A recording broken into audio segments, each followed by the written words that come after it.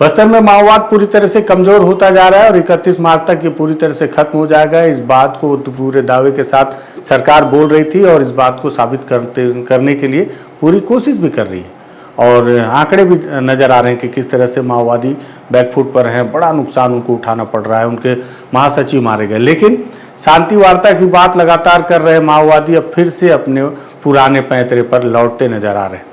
कैसे, उस पर बातचीत करते हैं। साथ ही बातचीत करते हैं कि बीते दिनों जो इंद्रावती टाइगर रिजर्व में एक मुठभेड़ में पुलिस ने जो माओवादी को मार गिराने का दावा किया, उसका क्या हुआ, उसकी शिनाख्ती किस तौर पर हुई। इन दोनों मुद्दों पर बातचीत करते हैं। नमस्कार, मैं विकास तिवारी हूँ, आप बस्तर टॉकीज देख रहे हैं।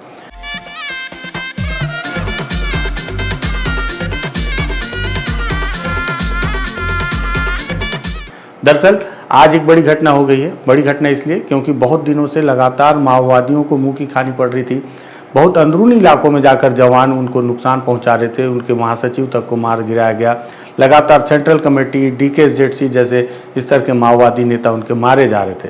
इस दरमियान माओवादी, आपने देखा होगा कि लगातार शांति वार्ता को लेकर पत्र जारी कर रहे थे कि अब वो शांति वार्ता करने को तैयार हैं। सरकार को इस पर एक माहौल तैयार करना चाहिए। हमने उसको लेकर एक इंटरव्यू भी किया था माओवादियों के जो बड़े नेता हैं रुपेश, जिन्होंने शांति वार्ता को लेकर पत्र भी जारी किया। लेकिन उसके बाद जिस तरह से एक बड़ी मुठभेड़ में उनके महासचिव बसवा राजू को मार गिराया गया, उसके बाद से माओवादियों ने फिर से अपना पैंतरा बदला और इस बदले हुए पैंतरे में उन्होंने देखा कि जब शांति वार्ता की पहल पर सरकार का कोई रुख आ ही नहीं रहा है, उनकी तरफ से अब कोई जवाब नहीं आ रहा है, अब वो शांति वार्ता को लेकर कोई बातचीत कर ही नहीं रहे। साथ ही साथ केंद्रीय गृह मंत्री अमित शाह ने बीते दिनों तेलंगाना में साफ शब्दों में कह दिया कि जब तक आप हथियार रखे हैं तो आपसे कोई बातचीत होगी नहीं, हथियार रखिए और वापस आ जाइए। तब माओवादियों को लगने लगा कि शांति वार्ता तो अब मुश्किल ही है, तो वो फिर से अपनी उपस्थिति दर्ज करा रहे हैं। बीते 1-2 महीने में अगर देखा जाए तो लगभग 6 ग्रामीणों की हत्या माओवादियों ने की है मुखबिरी के शक में। अपनी उपस्थिति दर्ज करा रहे हैं। जगह जगह ID बम उनके द्वारा प्लांट किए जा रहे हैं और इसी ID बम की चपेट में आज CRPF के 2 जवान भी आ गए जो घायल हो गए। क्या है पूरा मामला? दरअसल बीजापुर जिले का, दोनों मामला बीजापुर का है। पुलिस ने एक प्रेस नोट जारी किया है और इस प्रेस नोट को जारी करने के साथ उन्होंने लिखा है कि थाना आवापल्ली, जिला बीजापुर, ID ब्लास्ट, जिसमें पुलिस ने बताया कि 8/7/2025 को थाना आवापल्ली क्षेत्र के अंतर्गत तिमापुर मुरदंडा मार्ग के मध्य, देखिए मार्ग के मध्य में माओवादियों के द्वारा पूर्व से लगाए गए ID बम इम्प्रोवाइज्ड एक्सप्लोजिव डिवाइस के विस्फोट से केंद्रीय रिजर्व पुलिस मतलब कि CRPF 229 बटालियन के 2 जवान घायल हो गए और ये आवापल्ली बासागुड़ा मार्ग पर RSO ड्यूटी पर निकले हुए थे रोड ओपनिंग पार्टी के तहत में। मार्ग पर माओवादियों द्वारा लगाए गए ID बम के विस्फोट से दोनों जवानों को चोट आई है, जिनका प्राथमिक उपचार के बाद उन्हें रायपुर रिफर कर दिया गया है। ये स्थिति, ये प्रेस नोट पुलिस ने जारी किया है। मध्य मार्ग में बम लगाना मतलब माओवादियों के द्वारा, सोचिए कि पुलिस के द्वारा लगातार इस बात का दावा किया जा रहा है, फोर्स के द्वारा, जवानों के द्वारा, कि माओवादियों को बैकफुट पर ढकेला गया है और ऐसा नजर आ भी रहा था।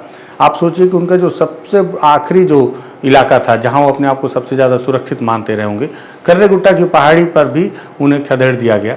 उसके बावजूद अब माओवादी जो शांति वार्ता की बात कर रहे थे, फिर से उनके द्वारा इस तरह की ID बम को इस मुख्य मार्ग में लगाना, ये कहीं न कहीं ऐसा लगता है कि माओवादी फिर से चुनौती देने की कोशिश कर रहे हैं, बताने की कोशिश कर रहे हैं कि आपको ज़रूर लगता होगा कि वो समाप्त हो रहे हैं, लेकिन वो जब चाहे जहाँ चाहे वहाँ किसी भी घटना को अंजाम दे सकते हैं। हमारे तक जो सूचना आई है उसमें ये भी पता चला है कि जब फायर ब्लास्ट हुआ तो कुछ राउंड वहाँ पर गोलियाँ भी माओवादियों के द्वारा चलाई गई और उनके द्वारा जो BGL है वो भी दागे गए। हालांकि BGL में ब्लास्ट नहीं होता क्योंकि माओवादियों का अब तक का ये फेलियर हथियार माना जा रहा है। BGL जो उन्होंने बनाया है उस पर लगातार काम भी कर रहे थे। कर्रेगुट्टा की पहाड़ियों में इसके कई सारे उदाहरण भी और मतलब वहाँ पर जो सबूत भी देखने को मिले कि किस तरह से BGL में काम कर रहे हैं।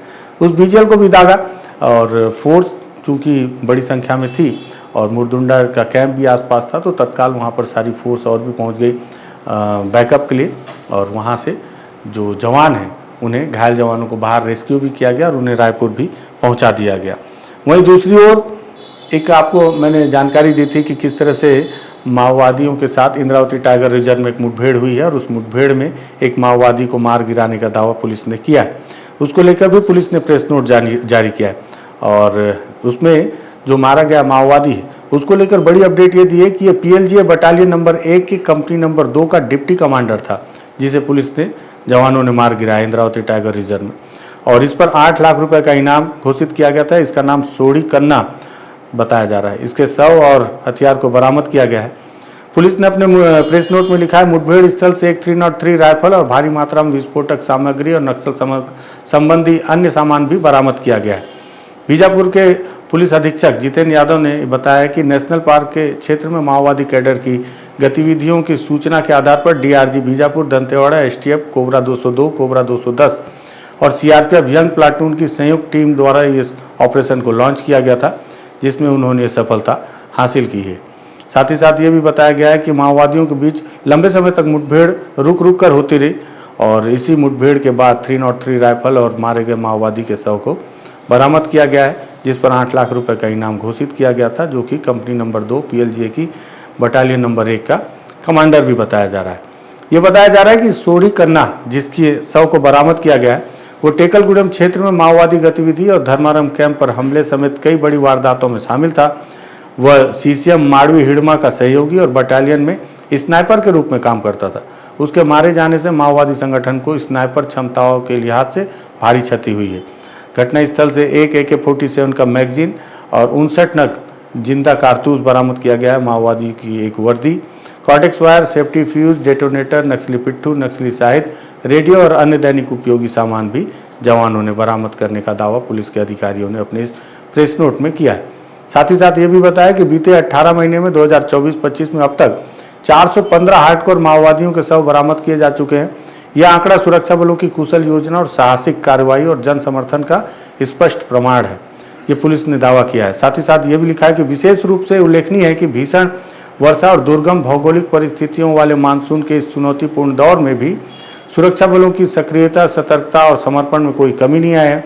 फिसलन भरे जंगल, पहाड़ी रास्तों और लगातार बदलते मौसम के बीच भी DRG, STF, cobra, CRPF, BSF, ITBP, CF, Bastar fighter सहित समस्त बल मजबूत मनोयोग से मिशन को अंजाम दे रहे हैं। और उसके साथ पुलिस ने जारी किया है ये कुछ तस्वीरें, जिसमें जो मारे गए माओवादी, जिस पर 8 लाख का इनाम था, उसे स्नाइपर भी बताया गया है और लेकिन उसके पास से ये जो हथियार है ये 303 बरामद किया गया। हालांकि 47 का एक मैगजीन और जिंदा कारतूस भी बरामद किया गया है, जो तस्वीर में दिखाया गया है।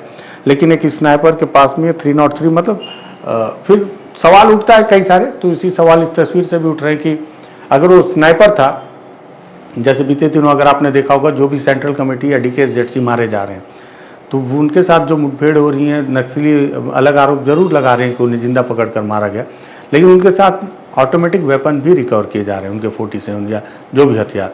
क्योंकि जो भी माओवादी है, अगर वो जिस पद पर है और उसके पास जो भी हथियार है तो वो बरामद किया जाता है। लेकिन जिस तरह से 8 लाख का इनामी नक्सली पुलिस ने मार गिराया, बताया जा रहा है कि हिड़मा का सहयोगी था, स्नाइपर था, और एक स्नाइपर जैसे कुशलता वाले एक माओवादी के मारे जाने से एक बड़ा नुकसान भी माओवादियों को निश्चित तौर पर होगा।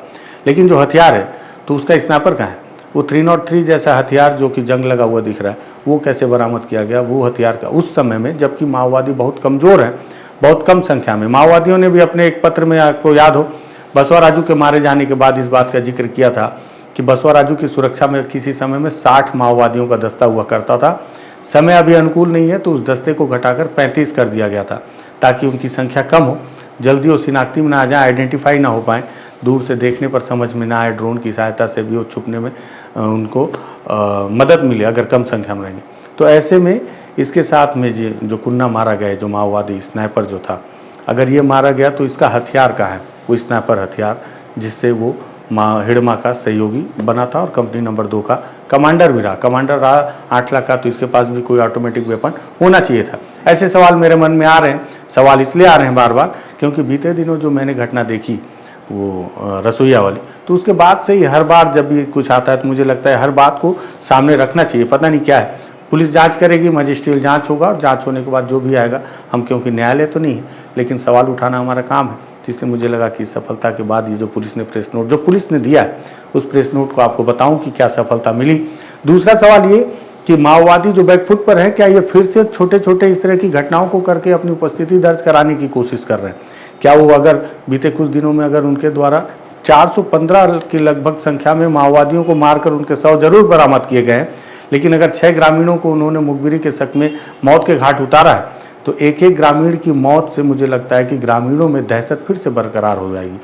जवानों को या सरकार अब उन ग्रामीणों के मन से दहशत को हटाने के लिए किस तरह से काम करेगी, किस तरह से फिर से उन इलाकों को अपने कब्जे में और उन ग्रामीणों में सुरक्षा का भाव उत्पन्न करेगी, ये आने वाला वक्त बताएगा। देखना होगा ग्रामीणों में सुरक्षा का भाव किस तरह से आता है और वो माओवादियों की खिलाफत करके सरकार के साथ जुड़ने के लिए स्वस्फूर्त तैयार होते हैं। ये सारी चीज़ें आने वाले वक्त के लिए छोड़ देनी चाहिए, क्योंकि इसका जवाब आने वाला वक्त ही देगा। मुझे लगा कि ये आज एक बड़ी घटना हुई, बहुत लंबे समय के बाद फिर से गश्त पर जवान माओवादियों ने इस तरह से हमला करने की कोशिश की। आपको इस पर अपडेट दे दिया जाए और साथ ही साथ जो बीते दिनों इंद्रावती टाइगर रिजर्व में मुठभेड़ हुई उसमें जो सफलता के तौर पर पुलिस ने क्या बताया, ये भी जानकारी आप तक पहुंचनी चाहिए, इसलिए इस वीडियो को हमने तैयार किया है। पसंद आया शेयर कीजिएगा, फर्स्ट ऑफिस को सब्सक्राइब कीजिएगा। धन्यवाद।